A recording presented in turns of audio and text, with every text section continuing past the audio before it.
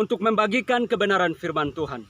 Karena Tuhan Yesus masih menyertai, melindungi, kekuatan, kesehatan, memberi hikmat, memberi pengertian, dan memberikan sukacita, memberikan damai sejahtera di dalam hidup. Bersyukur Tuhan Yesus itu sangat luar biasa bagi kakak. Ketika kakak menerima Yesus sebagai Tuhan dan Juru Selamat secara pribadi, sungguh berkat-berkat yang begitu luar biasa mati di dalam Yesus Kristus. Pada kesempatan yang indah di saat sore hari ini, bagikan motivasi-motivasi, dorongan, penguatan, menghibur lewat firman Tuhan. Di dalam 1 Tesalonika pasal 5 ayat yang ke-18. Demikian bunyi firman Tuhan. Mengucap syukurlah dalam segala hal, sebab itulah yang dikehendaki Allah Bapa di dalam Yesus Kristus. Ayat ini menjadi dasar untuk memberikan motivasi bagi adik-adik. Tempat ini tempat yang bersejarah bagi kakak sendiri pada waktu kakak masih kuliah. Ada bapak, ada mama sedang menunggu adik-adik di negeri kita tercinta, Negeri Ok, Kabupaten Pegunungan Bintang. Negeri Ok. Setiap kampung di Kabupaten Pegunungan Bintang itu selalu di depan kata pertama adalah Ok. Seperti Ok Sibil, Ok Pol, Ok Kaum, Ok Telabe. Luar biasa. Ok, Ok, Ok, Ok. Kita anak-anak Pegunungan Bintang adalah anak-anak negeri Ok. Puji Tuhan. Tuhan berikan kita daerah yang begitu luar biasa. Dengan kekayaan alam yang masih tersimpan. Belum dikorek. Emas tersimpan di dalamnya. Ada kekayaan-kekayaan alam lain yang kita tidak tahu. Siapakah yang akan pergi ke sana dan mengolah kekayaan itu kalau bukan adik-adik? Kira seperti begini. Saya setelah selesai dari SD, saya masuk SMP. Punya cita-cita pertama, saya mau jadi seorang pastor. Setelah masuk SMP, cita-cita itu berubah. Saya katakan saya mau jadi guru matematika dengan guru fisika. Itu waktu saya kelas 1 SMP. Naik kelas 2, naik kelas 3 berubah lagi. Saya katakan saya mau jadi insinyur pertambangan. Saya mau jadi insinyur pertambangan itu untuk apa? Supaya saya katakan Bonali ini saya mau jadi presiden. Saya sendiri yang tangani. Orang lain tidak boleh. Sampai SMP selesai dan masuk ke SMA kelas 1 berubah lagi. Waktu itu saya kembali lagi, saya katakan saya mau jadi guru matematika. Kembali lagi. Teriring dengan waktu dan terus berjalan, terus belajar hingga SMA kelas 3. Saya rubah pikiran lagi. Saya katakan saya mau pergi untuk menjadi pilot. Dan pada waktu itu saya sudah siap untuk mau pergi.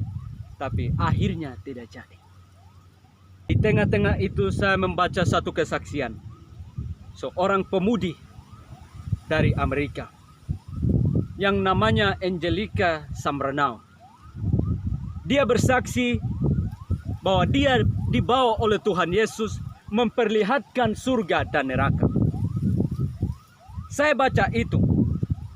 Dan saya baca satu buku lagi, yaitu kesaksian tentang surga dan neraka yang disaksikan oleh 7 remaja. Tapi kesaksian dari perempuan pemudi yang bernama Angelica Samranao menggugah hati saya. membuat saya seusai dari membaca buku kesaksian itu, saya membuat satu keputusan, dan keputusan itu saya katakan begini: saya tidak mau sekolah, cukup saya sampai di sini, percuma saya sekolah. Sekolah. Setelah selesai, saya tidak akan bawa ijazah lalu sampai ke surga. Lalu saya katakan kepada Tuhan Yesus, Tuhan Yesus, sewaktu saya masih di bumi, saya sekolah dan ini saya punya ijazah. Tuhan Yesus lihat, saya tidak akan kasih di hadapan Tuhan, di hadapan Bapa di surga, dan saya akan laporkan saya punya ijazah-ijazah itu kepada Bapa. Tapi ketika saya pergi, pertanyaan pertama yang Tuhan Allah atau Bapa di surga, Yesus akan bertanya kepada saya adalah, berapa jiwa yang kau bawa kepadaku, hai Lawrence Oki? Pertanyaan itulah yang akan ditanyakan kepada saya.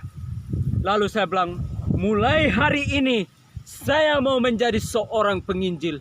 Seumur hidupku aku mau mengabdikan diri menjadi pemberita Injil. Saya mau pergi dari kampung ke kampung, dari satu kota ke satu kota. Jika Tuhan kehendaki, maka saya akan pergi ke satu negara, bahkan sampai dari satu benua kepada satu benua. Lalu saya mengambil satu keputusan dan esok harinya saya pergi ke sekolah SMA Negeri 1 Oksibil. Saya pergi ke sana dan saya sampaikan kepada teman saya yang sekarang jadi DPR. Saya katakan sama dia begini, kawan, saya tidak mau sekolah. Lalu dia tanya, bah, kenapa tidak mau sekolah kawan? Saya bilang, kau tidak usah main-main. Bicara yang betul saja. Dia bilang saya seperti begitu. Lalu saya bilang, kawan, ini saya serius, bukan saya main-main. Hari ini kau lihat, ini saya mau pulang. Saya menghadap kepala sekolah. Saya katakan, Pak Guru, hormat. Hari ini saya ambil keputusan bahwa saya tidak mau sekolah.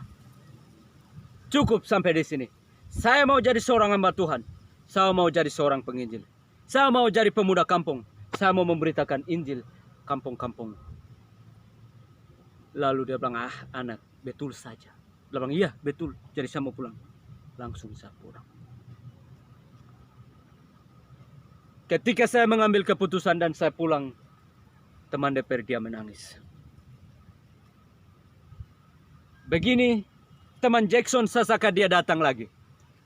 Teman Philip sampaikan kepada kawan, kita udah punya teman Lawrence. Dia bilang, saya mau pergi penginjilan. Cukup sekolah saya sampai di sini. Dia sudah pulang.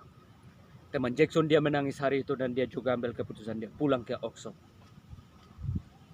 Pada waktu itu. Padahal 1 bulan lagi kami akan ujian nasional untuk mau selesai SMA.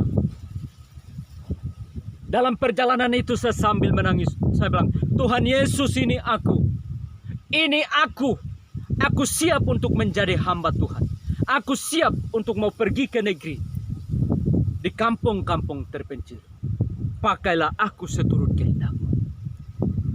Sambil menangis, saya pergi ke rumah. Sampai di situ kesaksian.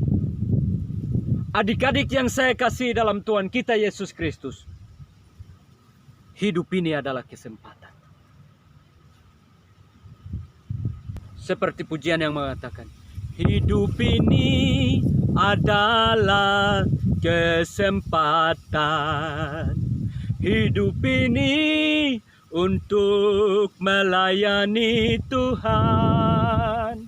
Jangan sia-siakan waktu yang Tuhan beri. Hidup ini harus jadi berkat. Oh Tuhan, pakailah hidupku selagi aku masih kuat. Bila saatnya nanti ku tak berdaya lagi, hidup ini sudah jadi berkat. Oh Tuhan, pakailah hidupku selagi aku masih kuat. Bila saatnya nanti ku tak berdaya lagi, hidup ini sudah jadi berkah. Hidup ini harus jadi berkah.